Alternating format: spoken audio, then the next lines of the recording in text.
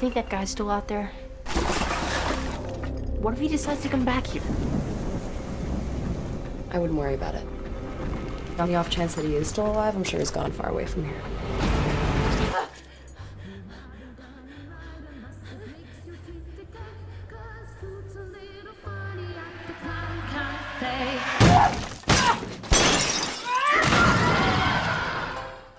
Terrifier 2. Finally, I had the time to sit down and watch this extremely long, extremely graphic movie and see just how Art the Clown established himself as a low-budget horror icon that everyone knows and loves now. I know most of you have probably already seen this movie and its prequels, so I may be a little more forthcoming with plot details here. We'll see as I keep writing this script.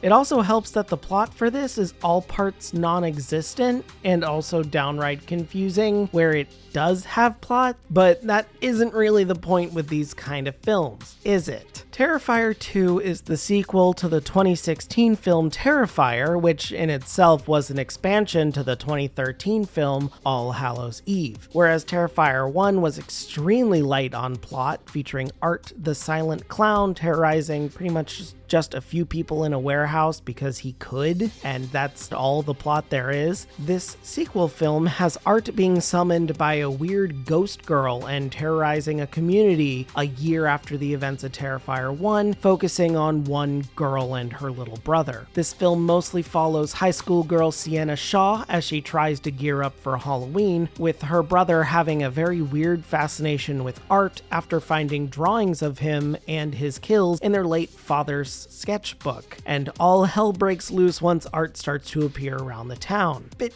strange there, but sure, keep following with me. Unfortunately, if you want explanations for a lot of the supernatural stuff in this film and in the end credit scene, which is beyond bonkers, by the way, but Chris Jericho's in it, I guess, if you're into that, you're going to be left rather disappointed. There is basically no explanation for anything at all, really, in this movie. Sienna's dad having drawn Art in the past is never explained, and the ghost girl that summoned Art and appears like a mini version of him is never really explained at all either. She looks absolutely amazing though. I love her, and I think this movie definitely reaches a new height because of her addition, but again, she's never explained, so don't go expecting that. All the makeup and effects here just look incredibly well done for such a minimal budget. For those that don't know, Terrifier 2 was crowdfunded, gaining a budget of only about around $250,000. When it released in select theaters, it ended up making over $15 million.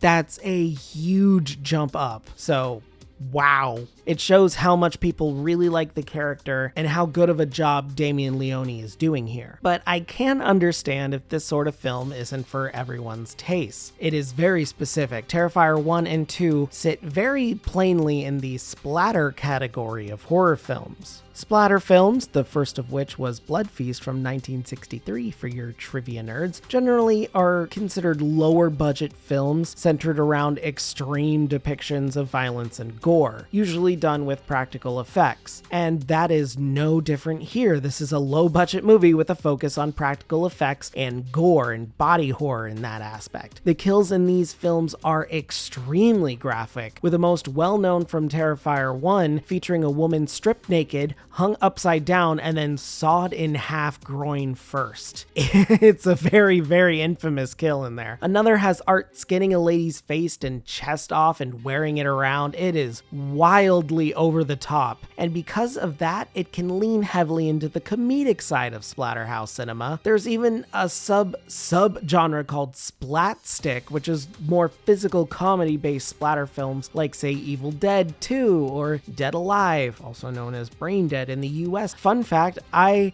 loved Brain Dead purely for the one scene of the very drunk dude cheering the guy on as he's beating a zombie baby to death. Oh my god, beyond parody, so funny. The special effects for these films are always the highlight for the gore specifically though, featuring everything from air blown through hoses to simulate gunshots to mannequins, fake bodies, fake heads, and it all looks fantastic, especially in this movie. Granted, most of the time the gore gets so over the top that the dummies and the blood don't look like real people or real gore anymore, but that's the point. It's still just fun how crazy it can get. There's even extensive fire stunts in this film. That is some bold shit. Some of the behind the scenes stuff for this movie is just so cool to look at, especially for one kill in particular that goes on and on for well over 5 minutes and involves some absolutely brutal maulings involving an eye slice, multiple stabbings, scalpings, flaying, amputation, and then goes even more over the top with the torture by dumping bleach and salt. And that's not even the end of it. It is such a good and graphic and wildly over the top kill that it honestly comes off as so darkly funny because there's no way someone would be alive and conscious through pretty much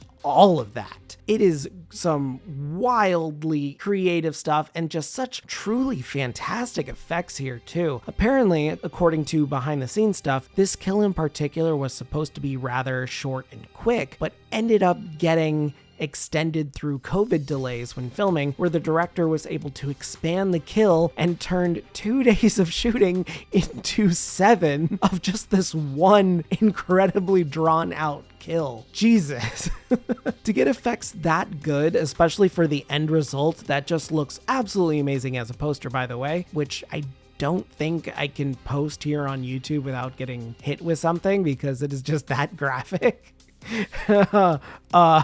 It was definitely needed. The director here is Damien Leone, who is really making a name for himself, and he also directed and came up with a lot of the special effects in this movie. So much so that this entire film could probably be considered a demo reel. There are so many effects and so many interesting techniques brought about in here, and the shooting of the kill scenes, just fantastic stuff. I know I'm like gushing about it, haha, but it's just really good. The technique here really hones in on the violence and how it looks, including some absolutely wild moments where eyes and mouths are moving, even as Art is hacking away at a dude's neck so that it looks kind of real or digitally superimposed, but I'm pretty sure that it was practical, done with more air hoses. It is wild just how cool that looks. It looks both fake and real at the same time. It is bizarre, and it's all practical. I cannot stress that enough. The only digital effects that I know of in this film are some lighting effects later on in the movie, and another spot where Leone had half an actress's face superimposed on a mannequin, but otherwise, everything is practical, and that is an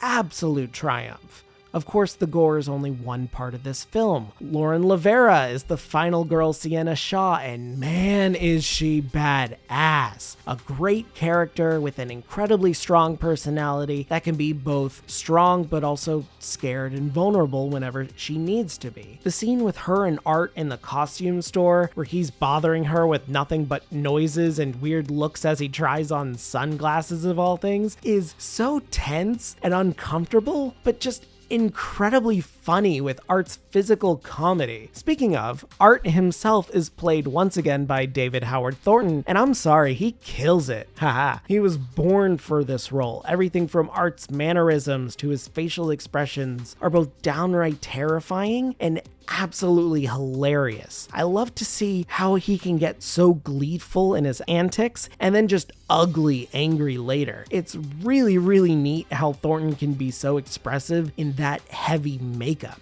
Other characters are okay, but don't really fit in as well as Lavera Thornton. Elliot Fulham as Sienna's little brother is okay, but it's really hard to believe he's some weird psycho-obsessed kid with how nerdy he portrays the character. Plus later, he just kind of turns into a whiny damsel in distress, and I really wasn't a fan of that personally, especially as throughout the movie he's constantly going, ooh daddy, ooh mommy, and I'm like, this kid is supposed to be 12, why is he still saying daddy and mommy? It was very weird.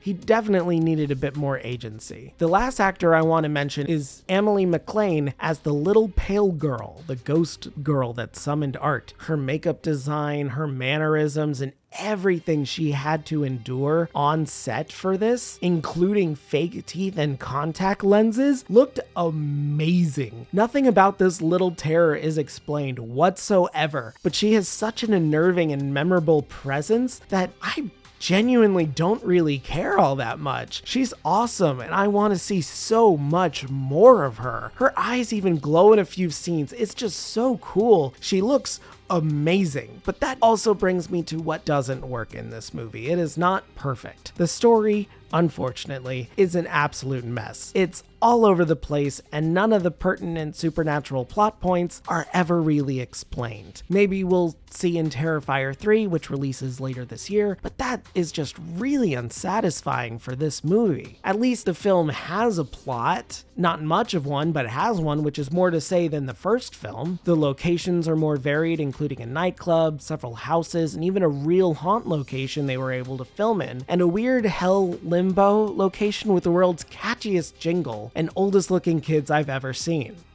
Drop on by the Clown Cafe, your favorite meals on wheels. The menu is disgusting and it's full of special deals.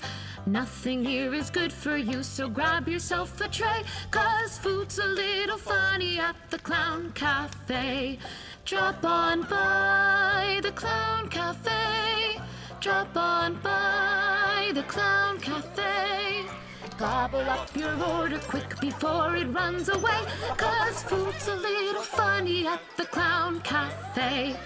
The other issue with this movie is that it is just way too long. At 2 hours and 18 minutes, this film really drags at points, which is a shame. There's several scenes that feel just a little bit too long or too slow and could have been cut down by a minute or two without losing anything for the film. I think this movie really could have been edited down to just around 2 hours and would have been just fine. I don't even think it could have missed any kills or gore bits. Otherwise, this is an incredibly solid piece of splatter media that revels in its practical effects. It does need a tune-up here or there, and maybe some more story beats that explain a little bit more of the story, but there's always Terrifier 3 to explain it, which is a Christmas-themed film out this October, and from the trailers, seems like it's gonna be killing more kids.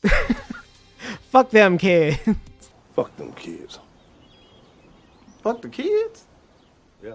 I can't wait for this movie, and hopefully I won't miss it this time. Overall, if you are a fan of gore and practical effects and don't mind a little bit of black comedy, Terrifier 2 is a definite go-to. Another con here though, the film just isn't very widely available. All Hallows Eve and Terrifier 1 are on Shudder, but this movie in particular I had to watch with ads on Tubi in order to see it for free. Otherwise, you'd have to rent it on Amazon Prime or Google. Peacock says it has it free on there with the subscription, but I haven't been able to confirm that. It's just difficult trying to figure out a place where I can easily watch this without spending money that I'm already spending. Either way though, this is definitely a must-watch for fans of gore and splatterhouse films and new horror icons in general. Give Art his own Halloween Horror Nights house, why not? Ultimately, Terrifier 2 gets an 8.5 out of 10 from me. Hey guys, thanks for sticking around for another one. Yeah, I'm back from my break at FWA, had a great time, finally got to sit down and watch a movie. Wasn't able to get to the theaters quite yet, but I was able to finally watch this movie. I know it's been a long time coming, I've talked about it a lot, and man, I really liked this movie. I wanted to like it a bit more, but again, some of the acting choices and the story kind of fell flat for me, but everything else, so much fun. I'm here for the gore and the special effects. I don't really care about anything else. I just want to see art be art, and now I want to see art be art with the little pale girl serving as like a sidekick or an ulterior antagonist or something. She's just so cool. I love everything about her. Seriously, such a cool decision to have her do these things, and she just looks so cool. Everything from her silhouette to everything else, just perfect. Perfect character design. Just give her more agency or more things to do besides look creepy, please. This isn't a very scary movie, it's just gore, so if you're squeamish with that, then you probably won't like it, even if the blood is a cartoonish shade of red. And again, people get so mutilated in this film, they don't even look like people when they swap out for the dummies, so that can definitely lessen the horror here. This is just purely fun for fun's sake if you're into that kind of wild, insane violence. I'm really looking forward to Terrifier 3. Again, that's out in October. I'll probably take a look at it then. In the meantime, I know there's quite a few coming out in these next few weeks. Furiosa is out, A History of Violence, which I am very interested in seeing, or whatever that movie's called. I'll check it out later. Anyway, let me know, what did you guys think about this movie in the comments below? Do you like art? Do you think art is the next horror icon? What about the little pale girl? Don't forget to let me know in the comments below. After that, don't forget to like the video, subscribe, ring that bell so you don't miss a video. And yeah, that's it. Have a great day, and if you're not, have a better one. See ya. I'm just a ghost in your stereo, the fading memory of a shipwreck in the undertow.